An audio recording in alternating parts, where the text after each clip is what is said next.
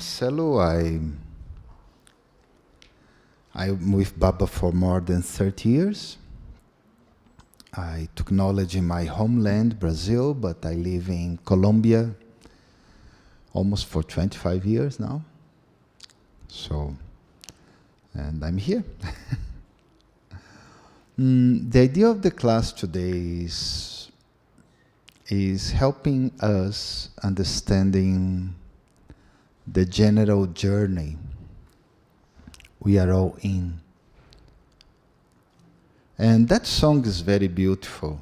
Last March, Sister Gyan gave a class and she translated that song. I think that was the first time, I think the only time, she translated the song. And she mentioned here in her class, there is one part of the song that says, Mera Khuda Bara Hai, my God is great.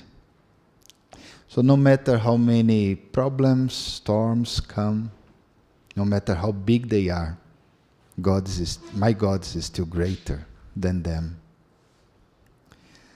And everyone in this hall, everyone in this Brahmin family,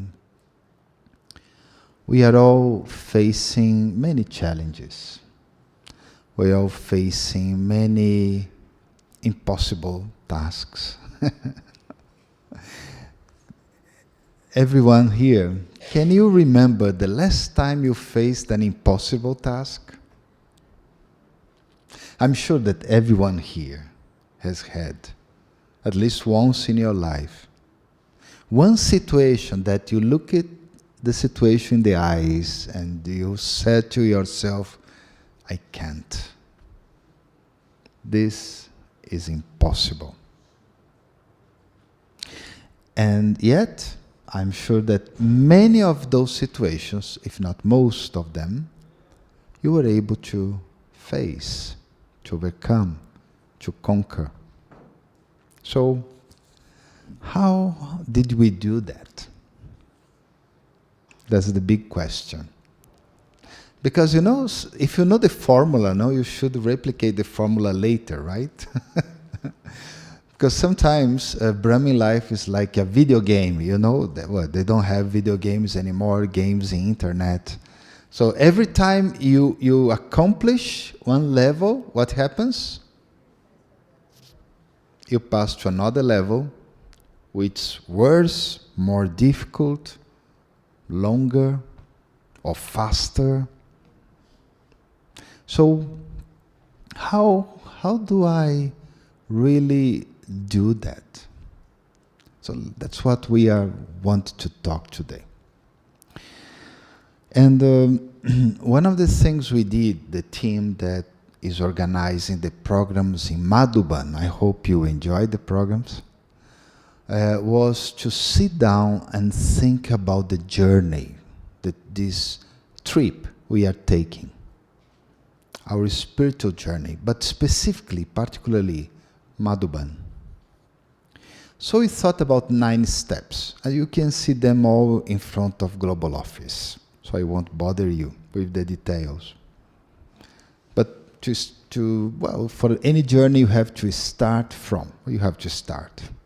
So we start from Om. So we enter the journey from Om, from I am. But from there, you have to center yourself. Then you have to explore. Then you discover many things. But after that, you have to uncover also. You have to reveal some secrets you have there. And you have to experiment and experience. You have to do things with those things. Then you connect, you realize, you heal. After that, what happens? Realization, deep one. Then you go into, after realization, you go into being. And then you go into Om Shanti, which is now, at the end of our small journey in Madhuban. This is our Om Shanti stage. Then we have to go back to Om. You have to restart all over again when you go back there, when you go back your home. And yesterday we had interesting class in the morning about the 21 things you have to change, in yourself, so that you have a whole restructuration of your life in terms of spirituality. Then in the evening, we saw the big picture of the cycle. But today I want to pinpoint one thing, one aspect, that's the impossibilities in Brahmin life. And I think I have a little authority with that, because I have had so many impossible things. I think I could write a book only about my impossible things.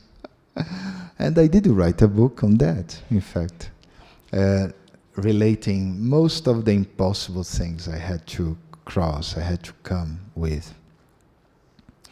And I realized, I was thinking about them, so I realized that out of all those impossible things, all those things that either you thought it was impossible, even though everybody else said, it's possible, you can do it. Or people thought it was impossible, but you thought it was possible, or you didn't consider much. Or you and people considered they were impossible. So no matter how you see an impossible situation, I think there is a big quantity of impossible situations in our lives that we are able to go through them with success. Right? Everyone here had at least 1, 2, 3, 4, 5. Can you remember? Situations that were impossible. It was a big thing there, a monster in your life, You didn't have the resource, you didn't have how to. It's like those old-fashioned movies from the 70s and 80s, where the hero just go with a little knife and he was able to kill a monster and defeat everyone. And you could, and you are able to. And you look behind, sometimes you start to think, why did I think it was impossible, really? I don't remember. I really don't remember. But you were able to have success. So I have many stories of myself, but I would like to pick one story from the Yagya in general. Because this organization is an impossible organization, right? I mean, it's run by women, come on, right? People would say, no, women, they can't run anything. And look at this. Look at how big this is. How great this is, right? So this is an impossible organization. It's an organization that shouldn't exist. Shouldn't have come to Brazil, Colombia, which else? Vietnam, Sri Lanka. Well, that's very close. That's okay. Suriname, impossible. Well, Florida, United States, is full of Indians anyway, so that's quite possible. But so I remember one place I went to visit. It was in Bombay. During many years, I used to go there for service. During the time of Sister Usha. Don't know, some of you have met her. So every time I used to go, they used to prepare some programs for me. So one day they took me to another center. And to say a center is like stretching a little bit the concept of a center. Because in fact was a small room. I tell you, was this, I think from here before the floor. And to there and there and there, it was like a square. It was so small, extremely tiny. A couple lived there, plus the father of one of them. The 3 of them lived there. They cooked there. Only the bathroom was kind of outside. I didn't ask, but it was just that space. And they made jokes on that because they said, Jagdish Bhai, our senior brother, once went there. And he said, this is in fact the three words. Why? Because it was that square. So they have a mezzanine, you say? This, like a middle floor, no? A mezzanine, which is also stretching the concept of a mezzanine because it was just a wood there. Okay? So that the couple could sleep, or the brothers, the two slept, I think, on the floor, and the sister slept there. And there could be also used for class. So there was a stair, so they used to go there, and they could sleep there, sit there and attend the class. And then there was a third level where they put all their stuff, everything there. However, when I went there, it was to inaugurate the new room. Of course, that place would be still their house. I guess now it's changed. I haven't been to that place for many years. But the new room was the size of this stage, much bigger, all in marble, first class. And it was just opposite to where they were. So they were like there. That was the room, which would be used for them as their house, showing their renunciation so deep, so much love for God. And there would be the Bubbas Center proper. And that for me touched my heart. And it was not much the expansion, because that was interesting. For me, the impossibility there was not much that from such a small place they were able to get a very elegant, a new room, much bigger, but their heart, how their heart was as big as that hall, maybe much more. Because when we look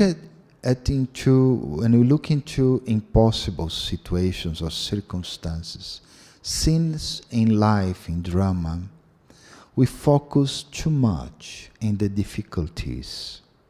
We focus a lot in the problems and adverse situations. And especially the Western mind, we're expert. If there is no problem, we find one. That's the work of philosophers, okay? They are expert in finding problems somewhere. There is always a problem there, There is always an issue, always a situation, always something bad that you have to solve. I guess most of us who work with something, our job is to prevent problems or to solve problems. No problems, no job, right? So for me, the formula there was not so much get more money, was not so much do lots of service tirelessly, but it was the energy behind, that energy, that dedication, that spiritual power. Because that's really the only thing that can move mountains, so that the impossible, you can get success. If you don't cultivate, because that love, that energy, you have to work a little bit. You have to work its muscles, its energy. You have to apply that. You have to have the faith. You have to have many other things. But it's that love we have to work in life. And I have seen with my own eyes, with more than 30 years, so many souls that faced situations that were impossible. But because they have that love, that energy, the impossible turned into a success, turned into something possible. They overcame it. They were able to cross the barrier, and go to the other side. I still remember the time I went to Madhuban first time. And I tell you, even though I have come to Madhuban, I don't know how many times, I still feel like the first time. But the first time was impossible for me to come to Madhuban. The ticket, the price was $2,000, which is nowadays about 130,000 rupees. And I was earning per month, I was earning $150. $100 went to the rent, so I had $50 for everything else. So I really don't know how I made it. But the love was there, you know, that feeling that I have to go. And I remember that because it's not similar to now, but there was one situation. In 86, I think March or April, Wadi Ben probably remember very well, Baba said he wouldn't come in the next season, 86, 87. And I felt like, oh, Baba, I haven't ever been to Madhuban, so I felt I missed a big chance. And I remember one sister who is here in Madhuban now, and she came from Madhuban, and she told me, go, you have to go. Baba gave a wonderful murli that time. He said, Baba is in every particle in Madhuban. So if you come, you feel Baba everywhere. He's not omnipresent, okay? Don't say I said that. It's just Baba said the energy, that power, that love, that remembrance is in everywhere. And that sister, I don't know if she realizes, she was my main motivator to come to Madhuban. But I was earning $50 per month. The story is very long how I got the money. But I got the money from the most unusual places.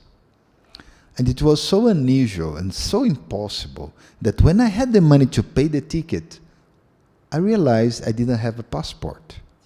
I didn't have anything. So I was about to travel 2 or 3 days, and I was running around the whole town, going after this, going after that. I couldn't get my passport because I had to do something before and do something. It was like...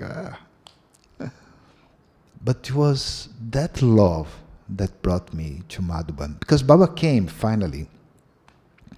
He came 31st December 86. He stayed from 7 p.m., 7:30 p.m. up to 10:30 a.m. That was unique. So the impossible is possible if you work on that love. Because that love we all have, but we have to work a little bit on it. You have to, put in a pot and put some water, take care of that love. You have to make it grow. This is why every time I come to Madhuban, it's like the first time. I really feel that energy coming. I don't run after money so much anymore, but still I feel like, wow, I'm going, and that's wonderful. And that's the main attainment when you overcome an impossible situation with total success. You keep the enthusiasm. You keep that energy alive, almost forever. Then there is a second level. You do overcome an impossible situation, but not with total success. The easiest and probably the most common example is stress. When you are faced with an impossible situation, you get stressed. You get like this, tired, burnout. You you start to feel bad, you don't enjoy. You don't enjoy. Okay? And that's very important to understand. Why? Because success doesn't mean really success. Doesn't mean really that you did something or you got something. Sometimes success is hidden. And Baba used to say that in Murlis too.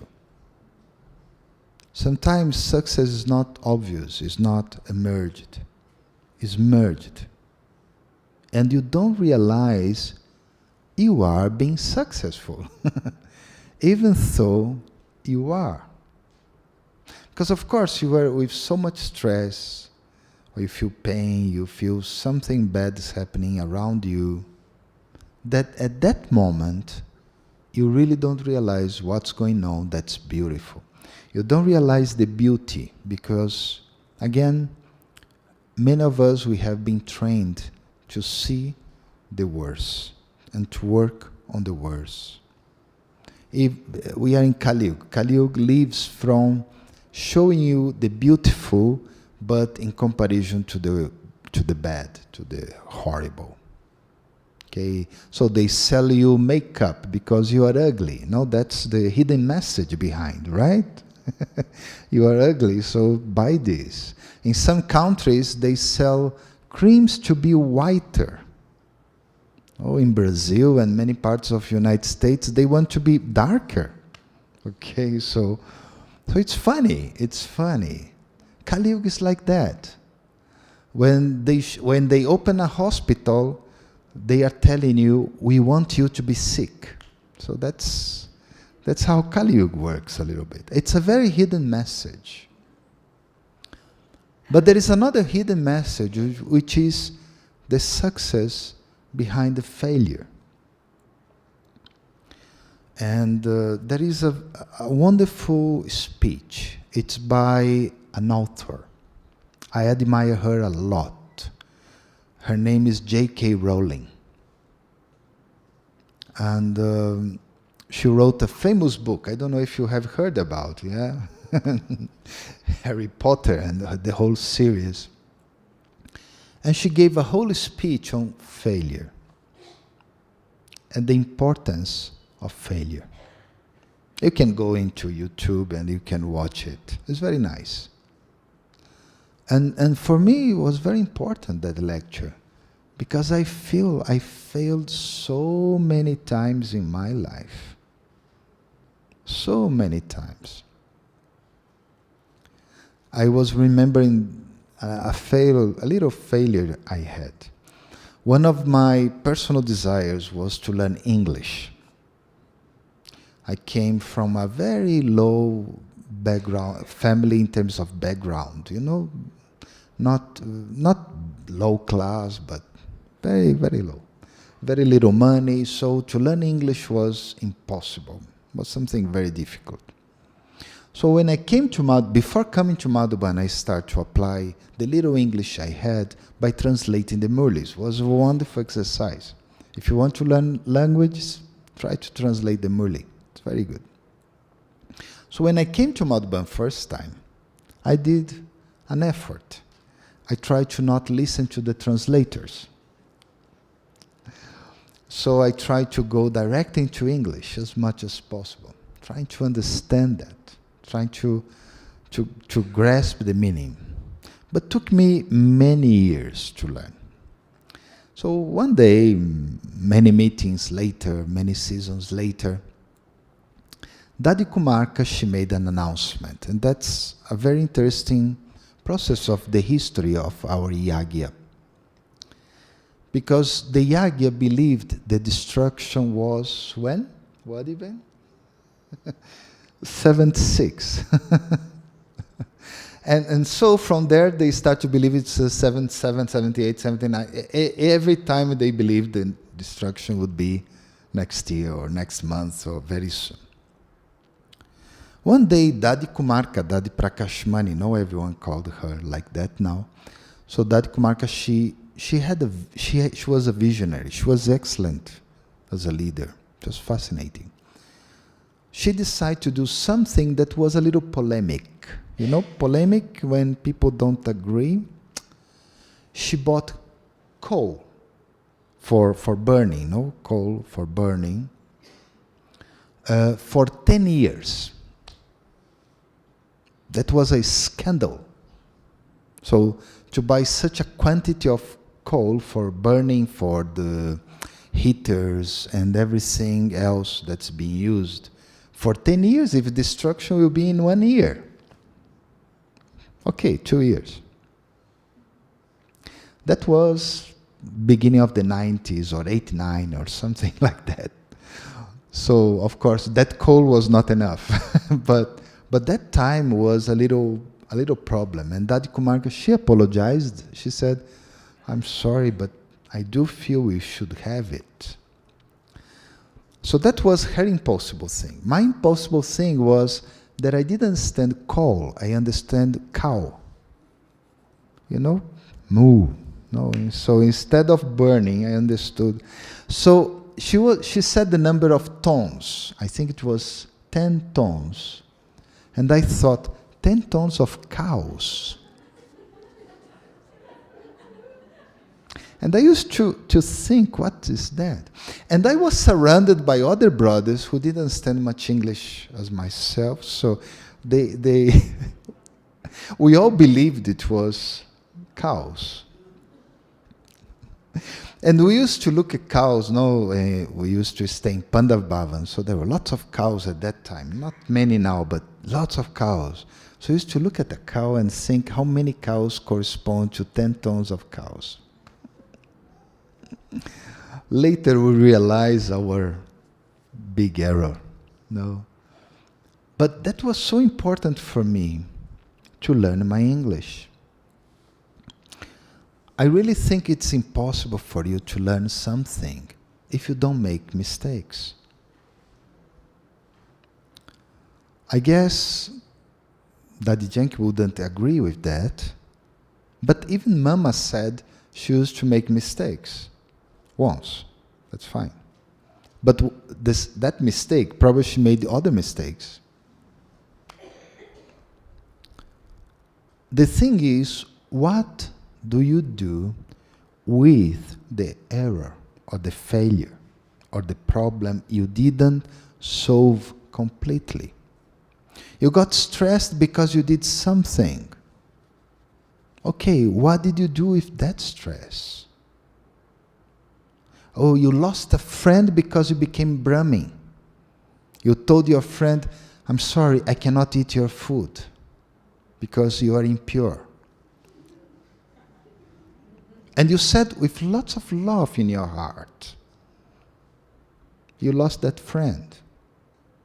What did you learn from that? Because success doesn't mean success. Success doesn't mean necessarily that you are succeeding with something. Maybe you fail. Maybe you reprove, you don't approve. It's not good. But you get something in return. And you are able to work on that. And you are humble to accept, yes, I've made a mistake, I failed, sorry about that. Let's move on. Because if I don't move on, then that failure will become a failure. If I don't move on, that thing I did, that lesson I could have learned, and I didn't learn, won't make me move. It will just make me get stuck. And I won't be able to progress. And it will be even worse than a normal and common failure because I had the chance to be successful. It was an impossible situation, but I had the chance. I knew a little English.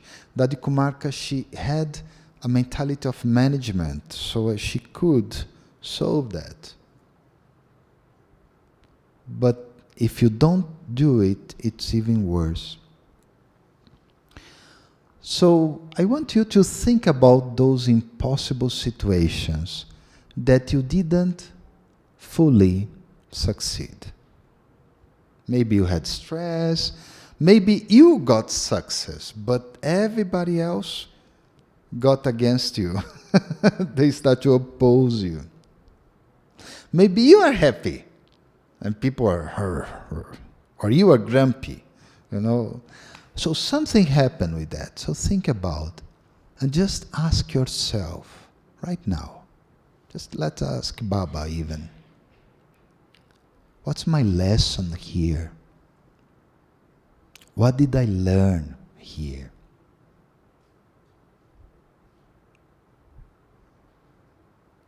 Because as soon as we turn the problem into a solution, the error into a lesson, I'm turning something bad and smelly into a rose, into something beautiful, something that's just waiting for me. In fact, what is Golden Age, really? Golden Age means that Iron Age failed. It was a big failure in the civilization. We failed completely. Nobody believes in our rulers anymore, right? Most of the countries, it's funny, no? People vote and they don't believe in those they voted. Most of the places, they don't believe in their economy anymore. They don't believe in their social structure. The whole world is in upheaval. And Kali Yuga is going to fail. And that failure, from that failure will come a total new, beautiful, wonderful, perfect civilization. Okay, we look from a spiritual point of view, but if you think in a secular point of view, they have learned something. This is why when Golden Age starts, we don't repeat the same mistakes.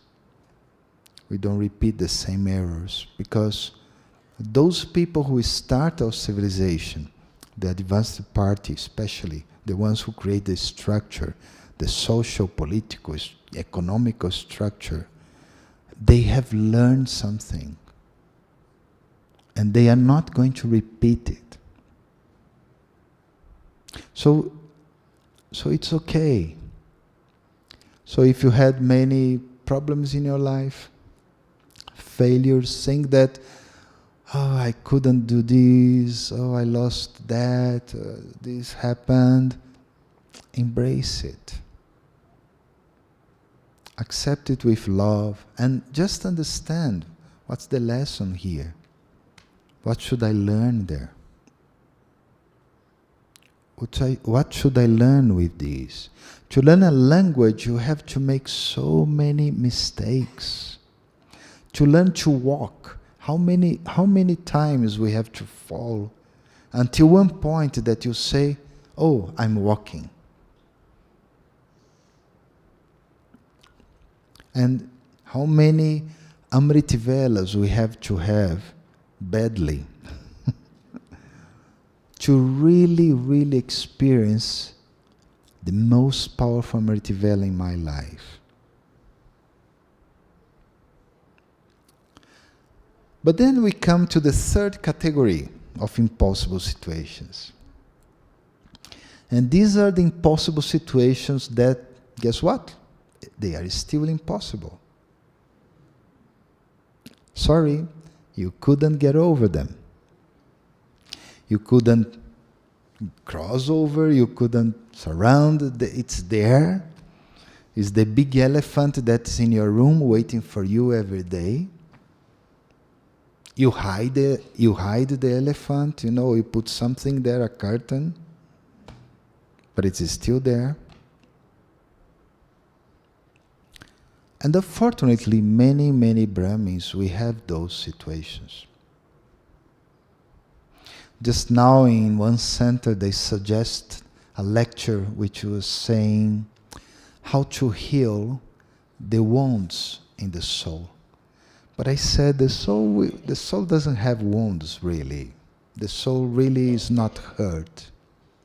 But there are situations in our life, and if you think in the big picture, in many lives, situations that we really couldn't solve. We really couldn't overcome them. How to deal with them? Normally we ignore. We just put a hug there or something to hide it. We don't talk to anybody. But what to do about that? Because it is still there. It is still that problem. And that problem, a problem that isn't solved, and normally they give you fail, right? I mean, if you do a test and you don't solve a problem at all, you don't write anything, you got the same mark as another problem that you did wrong. So it's the same. So what do you have to do about it? And I have in my life, I recognize I have some situations. And what I can share is what I am doing with that.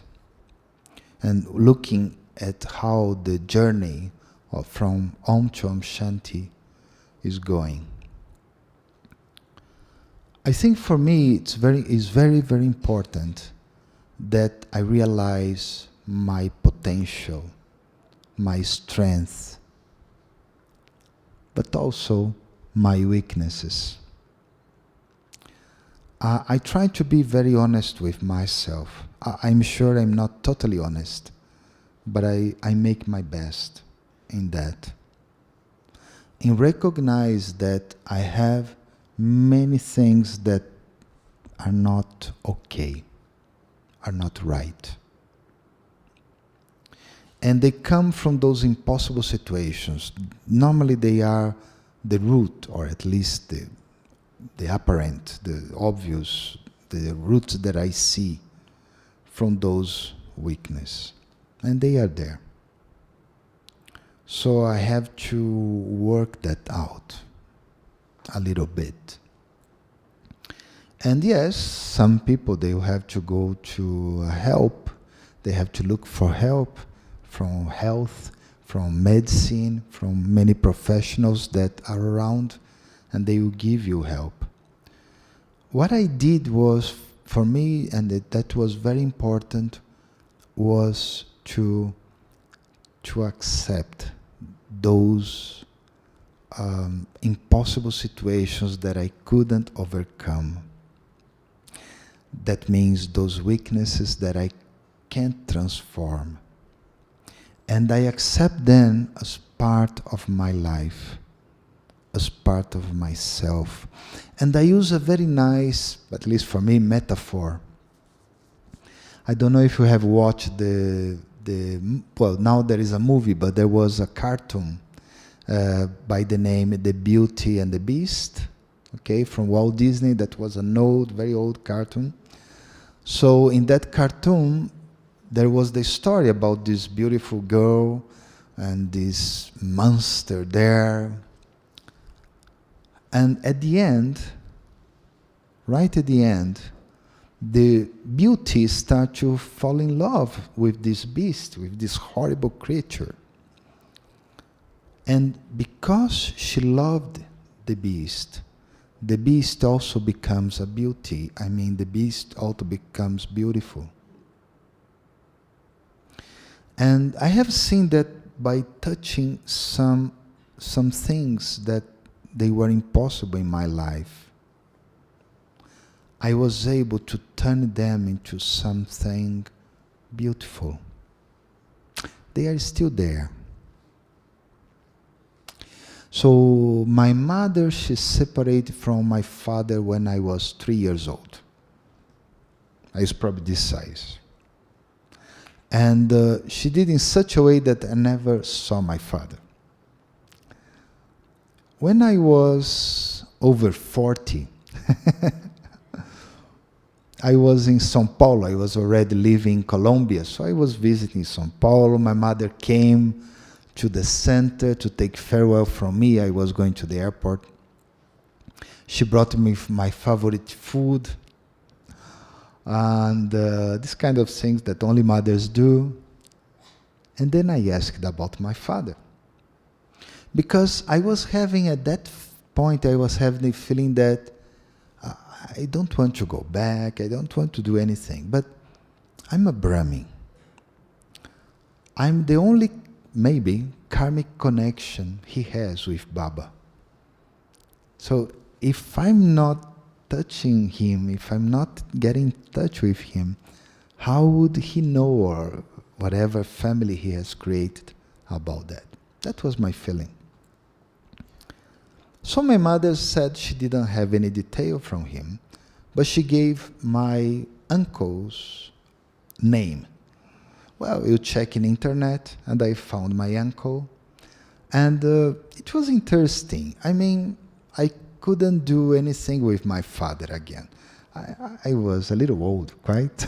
Okay, so it was difficult to reenact anything that I missed in my life.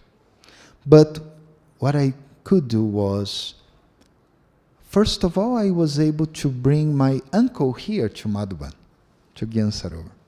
So he came with his wife, her sister, and a friend of them. So they stayed for peace of mind during 1 week. The second thing is, they all want to meet me. I had 3 sisters with him. So he had 3 daughters. They all had husbands, children. It's a whole multitude. I mean, with my mother, it's only my mother, myself, and my sister. Nobody knows. Now my sister has a husband, but it's a very small family. Now it was a huge family. So I was in the retreat place in São Paulo, so they all came to see me. It was beautiful. It was 17. We are all 17. And they all came, they had lunch. Most of them, first time in their lives, they were having a vegetarian lunch. In a good Brazilian, right? Eats meat 3 times a day. So you can imagine. And they loved it. They really loved. They loved the vibration. They loved the place. They loved the sisters. They loved everything. And I felt, yes, I cannot go back. I'm not going to a psychologist who will teach me how to hug my father. But I can move forward. I can move. I can go onwards with that. I can just accept. And I think the master of impossibilities is our sweet young director, Daddy Janki. Very young lady, only 102, 1, 3, depend on with whom you talk to. It's impossible that she's there. Really, it's impossible. When I was taking the course, I was just taking it was 1 week, at that time 7 days. I didn't know anything. And some people came from Madhuban, so they pushed us, kind of pushed me there inside the hall. And they were all talking about Baba. I didn't understand anything. Cicero, no, you remember Cicero. And they were talking about Daddy Janki. And this brother, he was a doctor. And so he told us, she won't last much. We are talking about 35 years ago. So Daddy Janki is impossible. She's not here, And one thing Daddy doesn't do, even so now she's admitting she's old, because beforehand she didn't admit she was old, remember? And nobody could say she was sick. No, I remember Mandaben was translated to her and saying, "Daddy's sick." No, I'm not sick. No. And nowadays she admits she's sick, admits she's old, but she doesn't go back. She doesn't go and try to go back 20 years ago, 30 years ago. What? Oh, she's leaving today to Bombay to see Daddy Guzar. Yeah, that's our sweet young daddy. And when I see Daddy, I see it. For me, she's like a moving idol, a moving murti. It's amazing. It's really amazing. And the trick here is not much about learning a lesson. The trick here that I see from Daddy is not thinking about the lesson. It's not thinking about what happened. And not ignoring either. Just move on. Just work on that. Just make things work. And let's see what happens. Let's see the wonders. Let's see the marvelous things that life wants to give us. Because when you had a partial success, you go and you learn the lesson. But if you didn't have any success with that, move on, and you'll see many successes. You will see many conquests in your life. Things that you didn't even realize you did. Things you never realized in yourself. That. So, if you have to go to a professional and talk to that professional and do it, but also complement with just embracing, just accepting. Accepting what I never had. Accepting what I lost. Accepting what they did to me. Accepting what I couldn't do. And just embracing. That's part of who I am. It's part of what's my reality.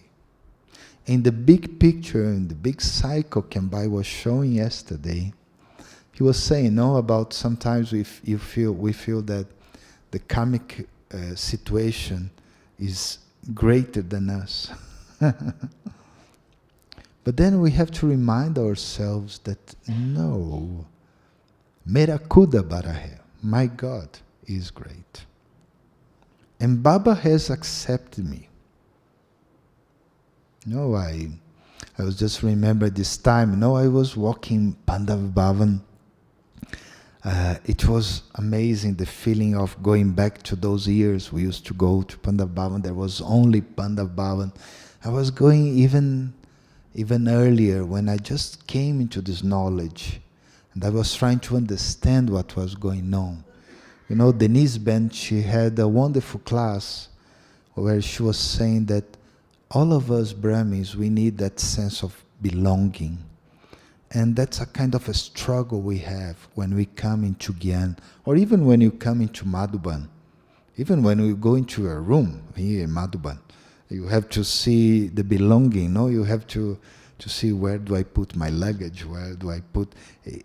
Is it possible that the brother or the sister will feel upset if I switch on the light now, 2 a.m. in the morning? So we have that struggle, we have that process. And when I came to knowledge, I came with 2 friends. We are 4 friends. And 3 of us took knowledge together, and 1 took knowledge later. And I used to think that Baba made a mistake. It was not for me to be a Brahmi. One of them should be a Brahmi. Because they were so much better than me. That was my feeling during, many years. In fact, I felt like that, But that that thing that you are not that good, it's good. You are poor, that's good. You are ugly, that's good. You have 3 legs, you have to walk with an extra leg, that's good. You have heart problem, stomach problem, that's good. You're not so clever, not so intelligent. You don't have nice contacts in your family. You speak a funny language that nobody understands. That's good. Because when I embrace all of that, I embrace God. Because you see, Baba accepted me. Until I accept myself fully, that means I didn't accept Baba fully, completely. There are some, some corners or edges of Baba I didn't accept. There are some aspects of Baba I can't accept because I don't accept myself fully either. I still question. And really, in terms of change and the spiritual life and this journey we are doing, you can only change from acceptance. I have seen so many people changing from refusing something, from doesn't like something. And most of these people, they go back to that thing. They go back to that behavior. Maybe not all, but most of them. Well, when I became vegetarian, I tell you, I think for about 10 years, I was still looking at meat in a, kind of regretting way. I cannot eat that. Because I really didn't accept the fact that was my life. Then one day I accepted, yes, that's my reality. I came from a family that everybody eats that, and they eat a lot, in fact. That's okay. I accept that, and I move forward, and I move on, and I move on, and I move on. So, if you have impossible things, that you got full success, remember them a lot, enjoy them a lot. These are things, these are memories. Sachin Bhai was talking about memories yesterday. These are memories you should remember and remember and remember, and they give you enthusiasm for the rest of your life. Even Dadi Gulzar, during some time, she used to say, if you feel sad, if you feel bad, just remember Madhuban, remember meeting Baba, remember something, remember the family, remember something that brings you that happiness. Second, if you got a partial success, so you got success, but with stress, problems, Ken he used to draw. I don't know if you know, Ken is an artist. So we had a program in Brahma Kumaris called Million Minutes of Peace. So after that program, Kenbai did a sketch, a drawing of an angel. But the angel was with a punch here. The clothes were all torn. The wings were kind of crooked. And even the little thing here, hello, was broken. And he was smiling, say, yes, I finished the Million Minutes of Peace.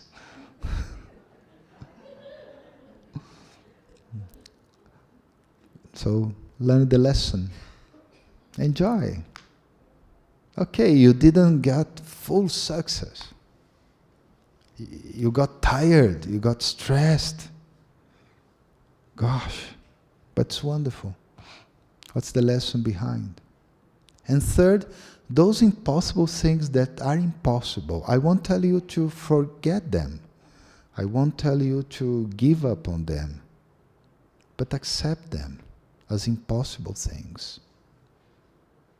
It's the elephant in the room. Just put something over that, and that's it. And work on that. And move forward. Move forward. Just move onwards. And you'll see wonders. You'll see things happening in your life relate to that impossible situation that was never solved. Things that you couldn't even imagine that could happen. I couldn't imagine a member of my family to come to Madhuban. I mean, that was super impossible. And the funny thing is that my uncle, he looks just like me. So when he came to Madhuban, some people, they mixed. They thought it was me. It was funny. And so it was beautiful. So that's it. Om Shanti. So let's go to Baba. Let's talk to Baba about how much he accepted me. Let me hug Baba very deeply.